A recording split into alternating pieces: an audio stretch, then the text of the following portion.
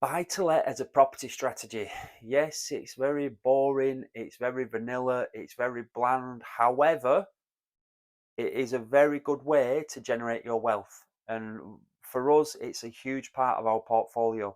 Of course, if you're a property investor now or just looking to start into property investing, you may be considering serviced accommodation because of the high cash flow and so on. You might be considering only doing multi-lets or HMOs. You might be considering, only doing flips. The good thing about property investment is there are so many ways that you could make money. Often, without even owning the property really. However, today's video, I'm just going to quickly skim over why we heavily invest in buy-to-lets and why obviously I try to tell my mentees and anybody that I work with that you need like a good staple or solid foundation of buy-to-lets. And then once you've built that up, then you can start to diversify and so on if you should wish. So for us, really, the main thing is for us, the return on investment. We know that if we're putting money into the bank, it is not going to be working anywhere near as well or as hard as much as it would be if we were to put it into a buy to let property. So that's obviously a main one for us. So I don't know what the interest rates are like now at the moment, but currently it's February 2025. I won't be surprised if the interest rates were something like 1.3% or something ridiculous. I'm sure that when you take into consideration inflation, probably your money is actually losing value even more each year because of the low interest rates and so on. So just be aware of that. But return on investment's a classic one for us, definitely. The other thing as well is for us, it's the positive cash flow. All right. Any of you that follow Mr. Uncle G, Grant Cardone, or anything like that, or any of the other American investors, they're always talking about cash is king. It's cash flow that counts and so on. But I would always be investing for positive cash flow. And again, you need to decide now what metric that is. For us, if we're looking to invest in a buy to let, it needs to at least clear £350 per calendar month in positive cash flow. At least. If not, we don't look at it. So again, you've got to understand now because some of our low performing properties years ago, they might only be cash flowing 100 or £150. But all you need then is for the boiler to go, and then a year's worth of cash flow is just gone. Now, of course, you've got the capital growth built in there, but the thing is with the capital growth, as you probably know, it doesn't happen in a linear fashion. It's not. You obviously, like lots of people say, you can't actually spend capital growth or their equity. So for us, positive cash flow is definitely essential.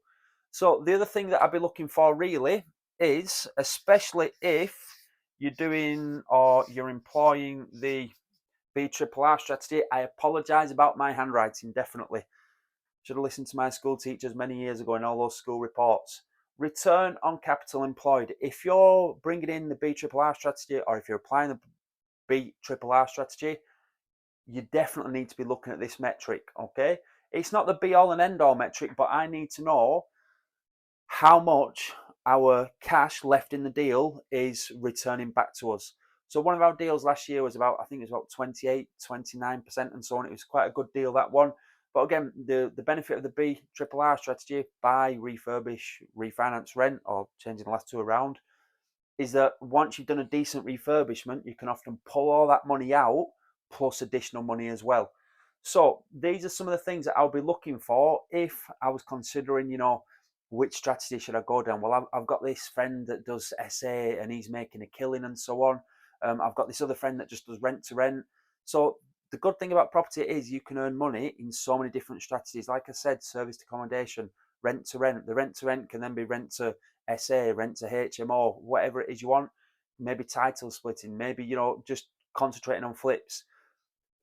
For you to obviously develop and expand and obviously grow as a property developer and as an entrepreneur, I always suggest you have a good all-round knowledge of all the strategies, but concentrate on one at first. Start to, obviously the saying goes, cut your teeth, build your knowledge on that, start to earn some money, and then maybe diversify. But don't be feeling that buy to let isn't exciting as other strategies. It all depends on you and your criteria. Do you have a job that you hate that you want to get out of? Then again, you might be looking at other strategies. Do you have a business that's obviously a successful business that is just helping you put money into the properties? Then again, you're in a different situation, really. But for us, buy to let, it's a huge part of our portfolio because of return on investment, we know that if we're going to put in 20, 30, 40,000 pounds into a property, that money will give us a far better return than any bank will. 2, positive cash flow. Again, we know that if we're putting money into a property, that we're going to be getting positive cash flow each and every month. Yeah, of course, there's maintenance issues and so on. It's like any business, there are always going to be expenses. But positive cash flow, it's got to for us. And number 3, return on capital employed, especially if you're doing the BRRR strategy. As soon as you put all your money in, that's including refurbishment, stamp duty, land tax, deposit, and so on. When you brought it up to a very decent standard, a high standard, you should be able to pull out a lot of that money and leave obviously as little as possible in the deal, maybe even taking out some extra money. And the final one, I suppose, is capital growth. All right, so capital growth there. All right, so one of our properties that we purchased back in 2007, completely wet behind the ears. You may have heard me say this before in other videos. Didn't negotiate price, didn't really do any due diligence, just jumped on the bike, get into property craze that was happening around about 2005, 6, 7. When we took ownership of the property, when we purchased it, just got cowboy trades in, didn't even vet our tenants properly at the time and so on. I think it was a case of if they had a pulse and had money, then we'd pretty much rent it to them. So that was definitely no good. However, this is what I was getting at after that.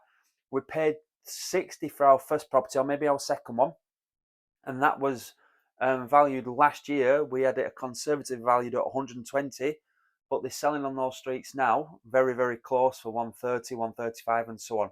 So you've got to think to yourself, it's not timing the game or timing the market, it's often time in the market. So again, I think our second or our first one, it was 100,000. That was now valued last year. Again, we didn't want to push the ceiling too high at over 220.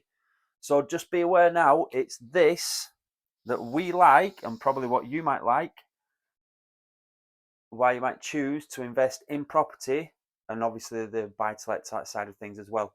I hope you found some value in this video. I apologize about my handwriting, and just good luck. Keep taking steps further forward, but keep educating yourself.